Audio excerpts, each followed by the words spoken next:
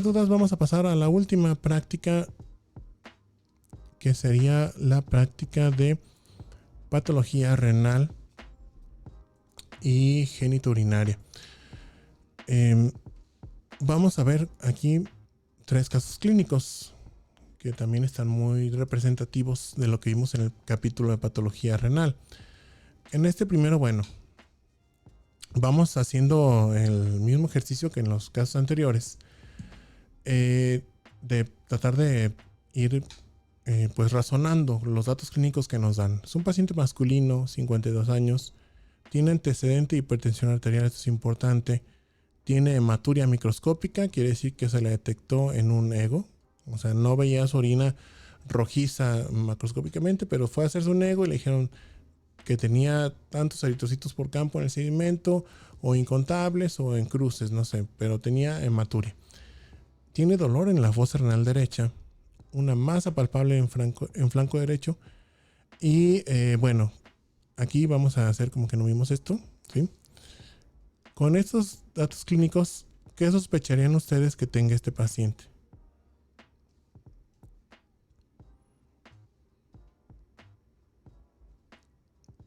Tenemos hematuria microscópica, dolor en la fosa renal y masa palpable en el flanco derecho. Esto formaba una tríada que vimos en los tumores renales. ¿Se acuerdan cómo se llamaba? ¿El de células claras? Eh, bueno, puede ser un tumor de células claras lo que tiene, pero les pregunto ahorita por el nombre, perdón, de la tríada esta, eh, de estos 3 síntomas, o de estos 3 signos: hematuria, dolor en fosa renal y masa palpable en el flanco del mismo lado. ¿No es la triada de Guyon? No, es la tríada de too late, demasiado tarde. Si recuerdan, la vimos en el capítulo de patología renal. ¿Por qué se llama así? Porque cuando ya se tienen estos 3 componentes, lo más probable es que se tenga un tumor renal. ¿Qué tipo de tumor? No sé, no es como que determinante esto, pero esto casi es sinónimo de tumor renal, ¿sí? La hematuria, el dolor en la fosa renal y la masa palpable en el flanco derecho. Por eso se llama triada del demasiado tarde, porque cuando ya se tiene, pues ya es un tumor que ya tiene un volumen considerable para estar causando dolor y sensación de masa palpable, ¿sí? Casi siempre se veía en los carcinomas de células claras, como el que mencionó Clarisa, pero en cualquier tumor renal se puede ver esto, sobre todo en los que crecen más, en los que crecen mucho. Bueno, en el caso de este paciente, nos mandaron una tumorectomía, ¿sí? Nos mandaron un tumor renal izquierdo. Aquí vamos a hacer un pequeño paréntesis para todos aquellos de ustedes que tengan o que sientan una pasión por la cirugía, pero también por los videojuegos, ¿verdad? Como que nunca pensaron que eso se pudiera combinar. Ya hay manera de combinarlo. Este paciente tenía un tumor aquí en el polo, creo que el polo inferior.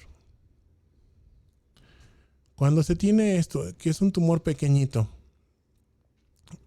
bueno, para ya no rayar más, si es un tumor grande, lo que va a hacer el cirujano es quitarle todo el riñón al paciente y pues listo, ¿verdad? Ya se quitó el problema, se trata de eliminar el problema. Pero si es un tumor pequeñito, se trata de preservar algo de la función renal. Entonces se puede hacer una nefrectomía parcial o polectomía, le llaman también. Se quita uno de los polos del riñón y pues esto se manda a patología, ¿sí? A patología, se manda todo ese polo renal con el tumor. Porque como el tumor se veía muy chiquito, se veía aparentemente encapsulado en los estudios de imagen, probablemente no tenga infiltración acá al parénquima residual, entonces se manda a esa sección. Eso es lo que normalmente se hace. En el caso de este paciente no se hizo esto. En el caso de este paciente se hizo una resección únicamente del tumor. ¿Cómo lo hicieron?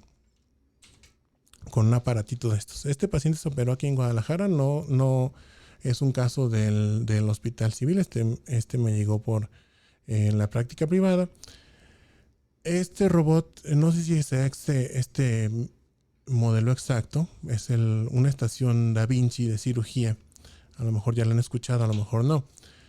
Este robot se tiene o se tenía, ya no he visto, yo creo que lo siguen teniendo. En el hospital es el Real San José Verde Valle. Valle Real, perdón, Valle Real, Real San José Valle Real. Entonces, si tienen, ahí sí yo no les puedo ayudar porque yo no tengo acceso ahí, pero si tienen algún maestro que sea cirujano y que casualmente opere ahí, pues ahí pues traten de convenir algo maestro, pues déme chance de ver el robot, ¿verdad? A ver si tiene acceso usted. El robot Da Vinci, les digo para los que les gustan los videojuegos, miren, si son buenos cirujanos y tienen ya pericia en utilizar mandos, se utiliza con controles, no son iguales al control de su consola, ¿verdad? Pero tiene esa misma, hay que hacer ese mismo tipo de abstracciones, hay que estar utilizando los mandos ahí a distancia, el cirujano está aquí nada más está una circulante que de repente le puede facilitar una serie de herramientas al robot. El robot es el que opera y ese tiene todo lo necesario en cuanto a instrumental para realizar la cirugía. Pero pues si se necesita algún tipo de asistencia, está el circulante y también para estar vigilando al paciente, obviamente, para ver que esté bien en cuanto a la anestesia y la estabilidad de los signos vitales. Pero miren, así es como lo opera el cirujano. Entonces, si tienen ustedes algo de pasión ahí por la cirugía y les gustan los videojuegos, bueno, pues siguen echando ganas al estudio y probablemente van a estar utilizando el siguiente modelo, la siguiente iteración de este tipo de aparatos para la cirugía. Y bueno, tiene unos resultados que yo nunca había visto. Les dije que normalmente nos mandarían la tumorectomía, o sea, mandarían el polo completo del riñón con el tumor aquí, aunque fuera un tumor pequeñito. Entonces, pues todo esto es parénquima que se desperdicia, ¿verdad? Que a lo mejor sí le servía al paciente. ¿Qué hizo este tumor? Este robotcito pues nos mandó únicamente el tumor, miren. Todo esto es la línea de sección quirúrgica del robot. Esto es parte del tumor, estaba en la periferia del riñón, estaba protuyendo. Esto de aquí es grasa. Esto es más grasa, lo de aquí también.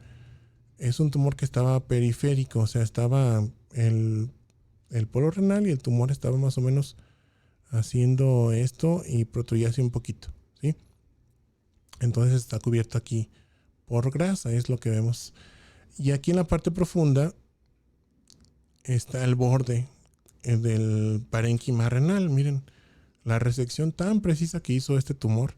Aquí obviamente necesita un marcaje idóneo con estudios de imagen, pero pues la resección que pudo hacer, o sea, nada de parénquima se desperdició, prácticamente nos mandaron el puro tumor con su cápsula. Y aquí está la otra mitad, y al verlo al microscopio, bueno, pues vimos que estaba completamente extirpado, o sea, resultados que nunca me había tocado ver a mí, les digo. Y esto pues es habla de las innovaciones que está viendo ahorita en el campo de la cirugía. Fíjense bien cómo tenemos aquí el tumor, es un carcinoma de células claras, sí, ahorita lo vamos a ver a detalle. Esta es la cápsula tumoral y este es un poquito de parénquima renal que quedó residual, ¿sí?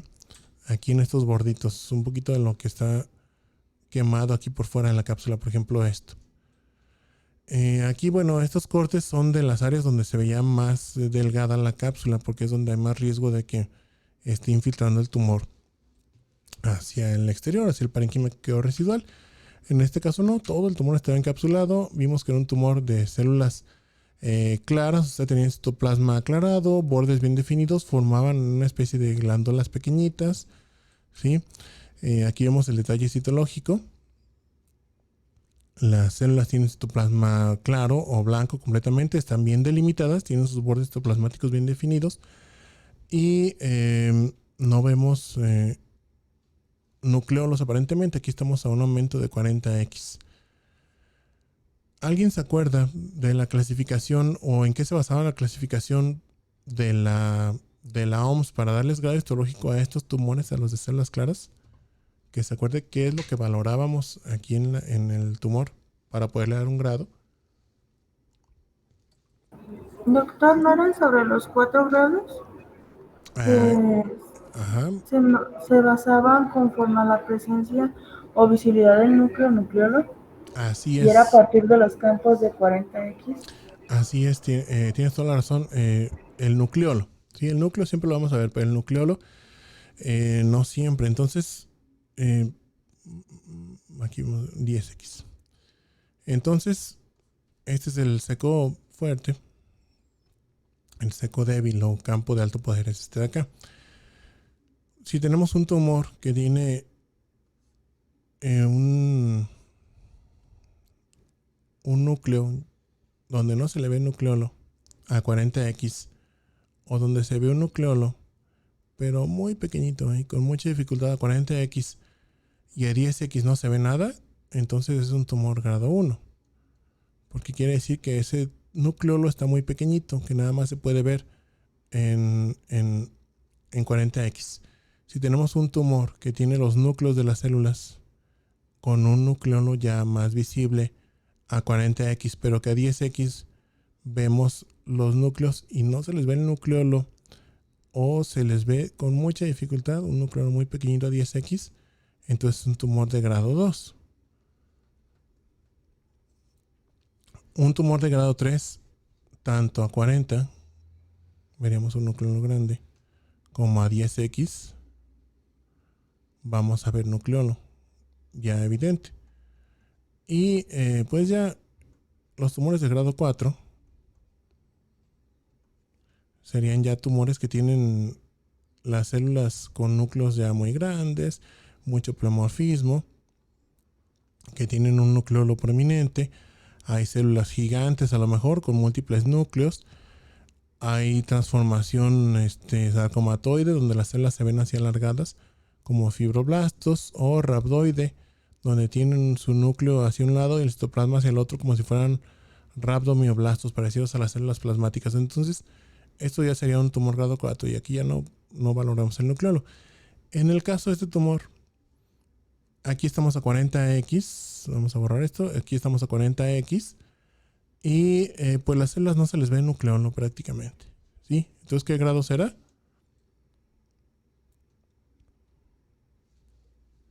Si no se ve nucleolo a 40, no se va a ver tampoco a 10. ¿Qué grado tendrá este tumor? Bueno, vayanle pensando mientras explicamos esta última imagen. Aquí se ve una zona, miren, donde en el tumor se adelgazaba la cápsula más. Esta zona de aquí justamente que marqué.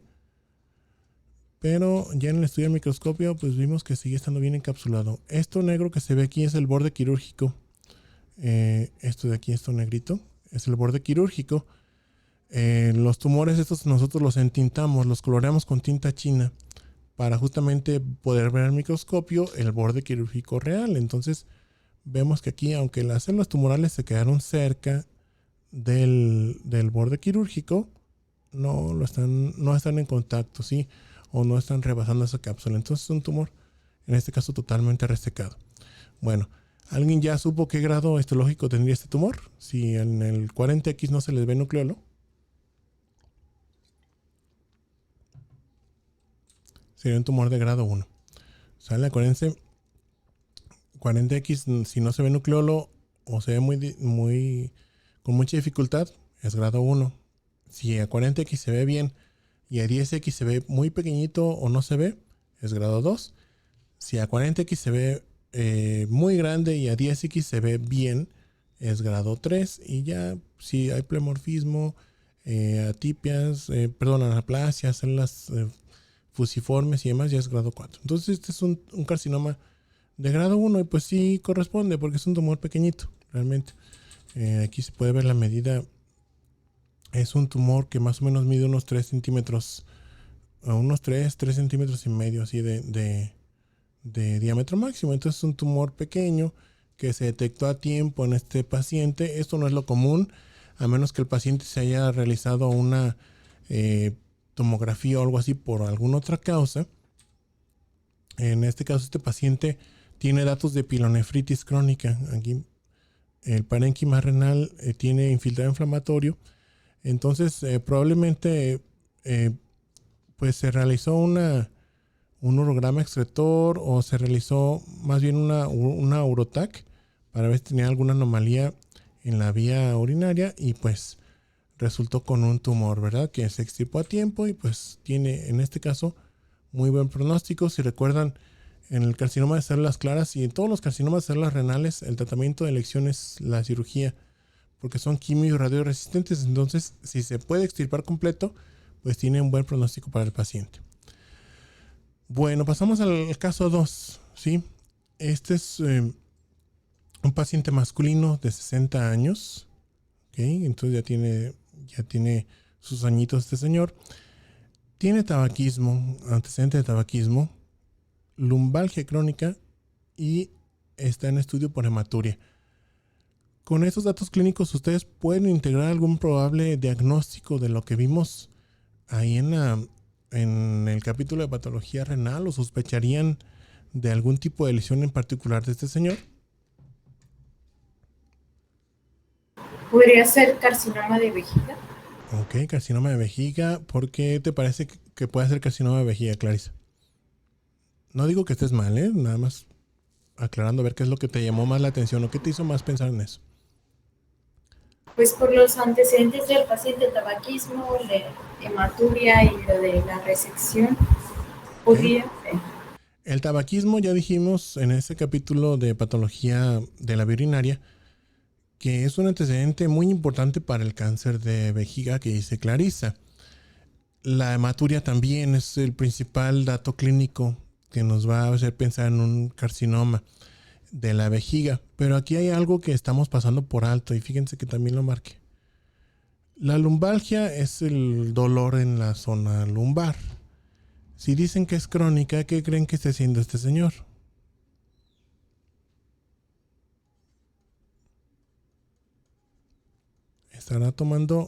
Está consumiendo probablemente muchos antiinflamatorios, ¿verdad? Porque el dolor crónico no es tan comúnmente una causa de visita al médico. Y eso todos ustedes lo han vivido.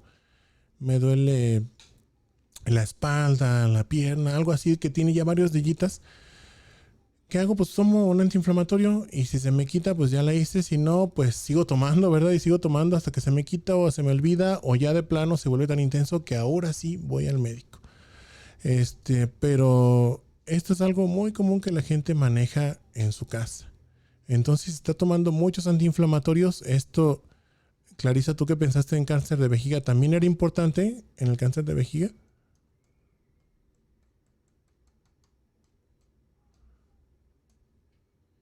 Perdón, profe, no lo escuché. Bueno, tengo fallas técnicas con mi internet, entonces no sé si me habló a mí. Sí, no te preocupes. Te preguntaba, ¿tú qué pensaste en cáncer de vejiga? ¿Recuerdas si el consumo de antiinflamatorios o de analgésicos tenía algo que ver con el cáncer de vejiga?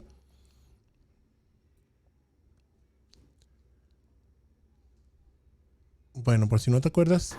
No recuerdo. Ok, sí tenía que ver, ya dense una revisadita al capítulo sí tenía que ver el consumo de crónico de analgésicos, ¿sí? Entonces, esto es otro dato que nos aumenta la sospecha de un probable cáncer de vejiga en este paciente. Bueno, nos mandaron una resección transuretal de vejiga porque obviamente se hizo una cistoscopía y pues se vio alguna lesión sospechosa ahí. ¿Era porque podrían provocar necrosis, profe? No necesariamente por eso. Simplemente se ha visto que el uso crónico de antiinflamatorios se asocia al cáncer de vejiga, ¿sí? Sobre todo analgésicos. Y esto es lo que probablemente estuvo consumiendo este señor también. Bien, en el estudio de microscopio pues vimos que era una lesión con una configuración papilar, ¿sí? Todo esto son papilas. En las papilas ahí se ve el tallo fibrovascular y pues el revestimiento epitelial de ambos lados. Aquí hay epitelio y aquí también. Todo eso son papilas, ¿sí? Pero vemos que son papilas que tienen como una jerarquía, o sea, se ven papilas gruesas como esta y de repente se ramifican en otras papilas más delgaditas, ¿sí? son papilas complejas, están ramificadas. Aquí miren, se ve más de cerca el tallo fibrovascular con sus vasitos capilares y el epitelio. Aparte, el epitelio está muy aumentado en espesor. Normalmente el urotelio, el epitelio transicional, debe tener 7 capas o menos, ¿sí? Menos de 7 capas o menos, ¿sí? De epitelio. Si vemos ya más, entonces ya es una hiperplasia o puede ser incluso un cáncer, dependiendo de las características citológicas. Aquí vemos muchas capas y vemos algunas mitosis como esta, que están en un sitio anómalo, ya no están aquí en la capa basal del epitelio. Entonces esto nos hace pensar más en un carcinoma. Vemos también algunas células que tienen pérdida de la polaridad como esta, están con núcleos más voluminosos e hipercromáticos. Entonces, con la formación de las papilas ramificadas, sobre todo eso nos ayuda a orientarnos a pensar en una neoplasia maligna. Y las células con estas características ya tenemos por lo menos el diagnóstico de un carcinoma urotelial de bajo grado. Pero en otras zonas encontramos a las células epiteliales así. ¿Sí? Ya no vemos aquí la capa de celulitas umbrella, las de sombrilla que están en la parte más luminal. Y vemos a las células estas todas con un núcleo más voluminoso, más hipercromático. Fíjense cómo tiene los núcleos muy voluminosos unos, con nucleolo, y tienen pérdida de la polaridad. Normalmente debemos verlas así como estas, los núcleos como verticalizados o perpendiculares a la superficie, ¿sí? Con esta orientación. Fíjense, como el núcleo ya está acostadito, está como inclinado, o sea, tienen pérdida de la polaridad las células. Esto ya es un carcinoma de alto grado y eso es el diagnóstico en este paciente, ¿sí? Es un carcinoma papilar de células transicionales o urotelial, que es lo mismo, de alto y de bajo grado. Aquí es importante en estos casos reportar cuánto componente de alto grado hay, porque,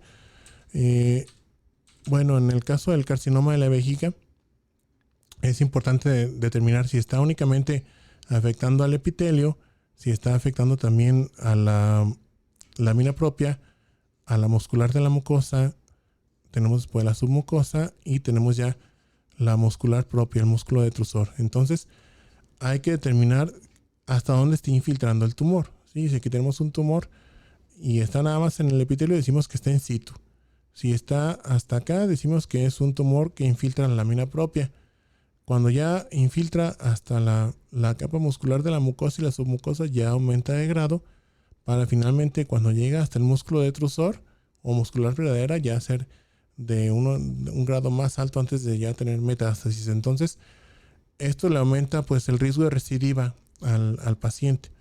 En este caso no se vio infiltración a la lámina propia, parecía que el tumor estaba in situ, o sea, nada más en el urotelio, pero al tener componente de alto grado tiene más riesgo de recidiva y después de que recidive volverse un carcinoma más invasor, ¿sí? Que empiece a infiltrar acá. Entonces por eso se reporta eso, para que el urólogo pues le esté dando seguimiento. Bien, vamos a terminar con este último caso, ¿sí? Este es un paciente masculino de 64 años, tiene síntomas obstructivos urinarios bajos. El ultrasonido reporta crecimiento prostático. Nos manda este dato al urólogo, ahorita lo vamos a explicar. Tiene biopsias transrectales previas negativas y nos manda una resección transuretral de próstata. Cuando el urólogo nos dice que es un tacto sospechoso, quiere decir que le palpó o nódulos que están muy firmes o que están pétreos, algo que lo motivó a tomar la biopsia, que realmente lo hizo pensar en cáncer. Cuando hacen un tacto rectal de la próstata y pues se sienten muchos nódulos, pero están más o menos de la misma consistencia, no se siente alguno muy duro ni nada, bueno, no es un tacto sospechoso, en este caso sí. Y lo importante es esto también, que el paciente tenía biopsias previas negativas. Si recuerdan más o menos cómo eran las zonas de la próstata, cuando vimos la próstata vimos que estaban la zona transicional, que es esta, y la zona periférica, todo esto de acá. Entonces, esta es la zona periférica. Los cánceres, y esto creo que era pregunta de posvaloración, los cánceres surgen más frecuentemente aquí en la zona periférica. No quiere decir que nada más surjan aquí, pero surgen más frecuentemente aquí. Entonces, aquí estaría en la próstata, aquí estaría el recto. Cuando se hace un abordaje inicial, se toman biopsias transrectales por aquí. Se toman biopsitas de la próstata para tratar de biopsiar alguno de estos o algún tumor de la zona periférica, que sería lo más usual. En el caso de que el paciente tenga, por ejemplo, elevación de antígeno, un tacto sospechoso, se le tomen biopsias. Aquí estaría la uretra prostática, se le tomen biopsias y estén negativas, hay que descartar un tumor que sea de la zona transicional. Sí, porque en la aguja de la biopsia transrectal no alcanza a llegar aquí hasta la zona transicional. Entonces, hay que descartar eso. Y el hecho de tener biopsias negativas previas nos hace sospechar de que probablemente sea un tumor de la zona transicional. ¿Qué tipo de estudio o de biopsia nos da un vistazo a la zona transicional? Justamente la resección transuretral.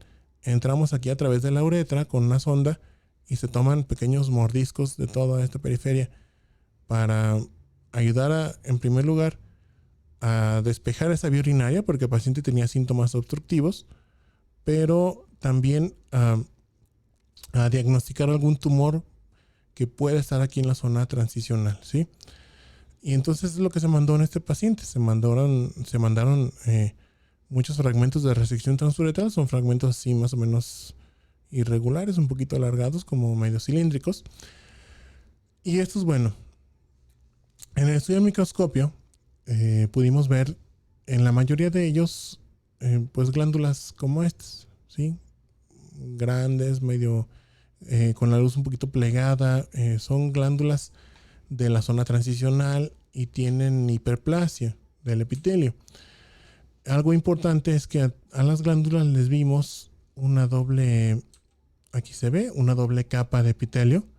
En la próstata, igual que en la mama, siempre debemos tener los dos epitelios. Esto lo mencionamos en el capítulo de patología prostática. Ahí están las células estas basales y estas de aquí arriba son las luminales o secretoras, ¿sí? Entonces siempre debemos tener los dos tipos de epitelio, sobre todo estas, las basales. Si ya no tenemos basales, entonces ya estamos hablando de un carcinoma. ¿Qué es lo que pasa? Bueno, aquí vimos que muchas glándulas tenían así sus células basales, pero de repente nos encontramos con esto. Volvemos al caso del cáncer de mama. Perdón, aquí está poniendo Fátima Daniela. Perdón por el chat, por no checar tan frecuentemente el chat. Les digo que no tengo tanto la costumbre, pero así es. Fátima Daniela nos dijo del nucleolo en el tumor renal anterior. Tenía razón, Fátima, es lo que se evalúa. Bien, algo bien importante que si revisan el tema de neoplasias nuevamente, algo que debe valorar el patólogo hacia bajo aumento es la displasia arquitectural, cómo se está viendo el tejido a bajo aumento. Por ejemplo, en el caso de la mama, veíamos en algunas zonas sí las unidades ductolobulillares terminales, pero en otras ya vimos un montón de infiltrados celulares, si se acuerdan, nada más algunas estructuras ductales. Aquí pasa lo mismo. En unas zonas vemos así, muchos acinos normales de la próstata, nada más con hiperplasia, y de repente vemos esto. O sea, ¿qué pasó aquí? Aquí ya nos cambiaron, ¿verdad? La disposición normal del tejido, la morfología normal del tejido. Vemos un montón de infiltrado celular por todos lados.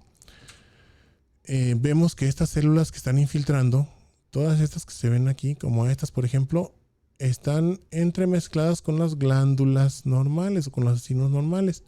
Aquí vemos dos acinos que están revueltos con estos pequeñitos, con estos grupos pequeñitos de células que tienen un patrón infiltrativo. Y donde están todas estas células, aquí ya no vemos acinos grandes, ¿sí? O sea, ya no vemos esos acinos grandotes con su doble capa de epitelio, ya no están. Quiere decir que algo los destruyó, ¿sí? O los desplazó. Aquí vemos de cerca, miren, este es un acino normal y aquí vemos las células estas aparentemente neoplásicas con un patrón muy infiltrativo. Fíjense cómo tienen algunos núcleos voluminosos y tienen un nucleolo bien prominente. Están haciéndonos una especie de glandulitas pequeñas, aquí con una luz pequeñita, pero la mayoría están colapsadas y no tienen una luz bien formada. Esto, bueno, ya es consistente con un cáncer de próstata. Miren, aquí vemos las células con su nucleolo prominente y pues ni siquiera están formando bien glándulas. Donde se forman bien glándulas, no les vemos aquí células basales, no tienen ya. Entonces esto es un cáncer de próstata. ¿Qué es lo que nos falta? Darle un patrón histológico. Para eso utilizamos la escala esta de Gleason y la de los grupos pronóstico de la OMS. Esta es la que utilizamos ahorita, esta es la modificada, la más actualizada de 2015. Entonces, ¿qué es lo que tenemos que hacer? Ver aquí en el tumor cómo se disponen las células y compararlas con lo que está aquí para darle un valor numérico a cada patrón. Entonces, las zonas donde se ven estas como asinos pequeñitos que no tienen luz, ¿sí? Como que las células forman una especie de ramilletes, pero no tienen una luz bien formada, o que se están fusionando. Por ejemplo, bueno, aquí como que hay una glándula, aquí está pegadita otra y otra más, se están fusionando las glándulas. Ese es un patrón 4, ¿sí? Se ven así, glándulas fusionadas, o se ven estas glándulas pequeñitas que les llaman abortivas, que no tienen luz. Entonces estos dos los tenemos aquí. Finalmente, en otras áreas vemos glándulas más formaditas que tienen su luz. Esta es la luz, pero no tienen células basales aquí. Tienen un núcleo muy voluminoso, las células epiteliales con nucleolo prominente. Estas son de un patrón 3, ¿sí? Estas de aquí son como estas glándulas, así bien formadas, espaciadas con estroma todavía entre ellas. Entonces tenemos esos dos patrones predominantemente.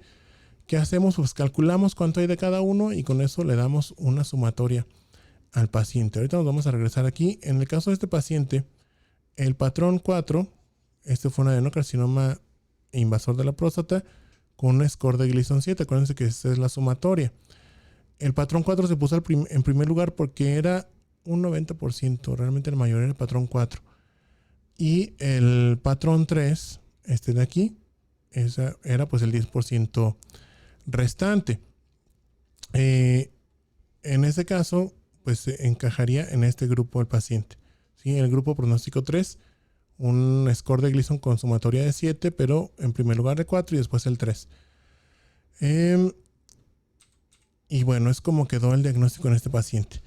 Con esto concluimos la actividad práctica número 5. No sé si les haya quedado alguna duda sobre estos 3 casos que vimos. No, porque para mí todo estuvo claro. Muy bien.